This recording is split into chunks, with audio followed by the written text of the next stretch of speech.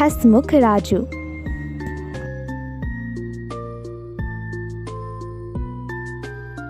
एक नगर था अंधेर नगरी। वहाँ के राजा अक्सर उदास रहा करते थे। उनके दरबार के सभी लोग चाहते थे कि वे खुश रहें, क्योंकि जब वे खुश रहते थे तो उनकी प्रजा भी खुश रहती थी।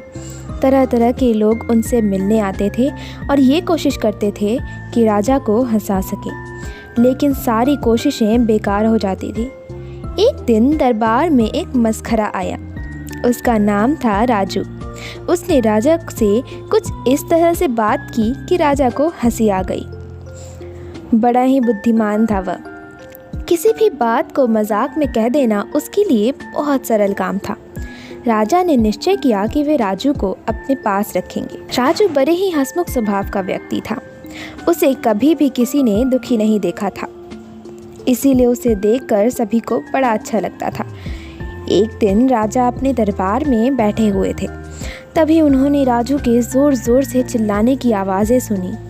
ऐसा लग रहा था जैसे वह चीख चीख कर रो रहा हो।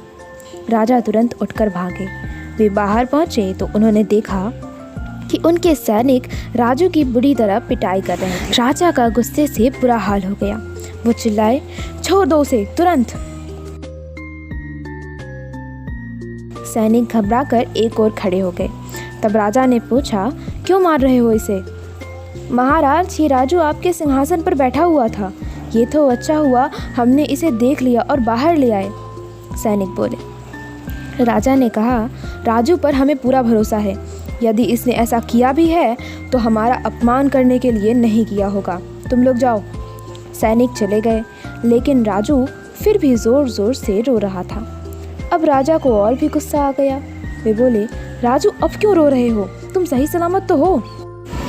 तब राजू बोला, महाराज, मैं अपने लिए नहीं आपके लिए रो रहा हूँ। हमारे लिए? राजा ने आश्चर्य से पूछा। जी महाराज, मैं एक बात सोच सोच कर बहुत ही दुखी हूँ। देखिए महाराज, इन सैनिकों ने मार मार कर मेरी क्या हालत कर दी है, जबकि मैं तो केवल कुछ पलों के लिए ही आपके सिंहासन पर बैठा था। और महाराज, आप तो कितने वर्षों से इस सिंहासन पर बैठा करते हैं। आपने कितनी ज़्यादा मार सही होगी। ये बात सुनकर महाराज को भी हंसी आ गई। उनका सारा गुस्सा गायब हो गया। अगर आपको ये कहानी अच्छी लगी हो तो लाइक, शेयर और कमेंट ज़रूर करें। धन्यवाद।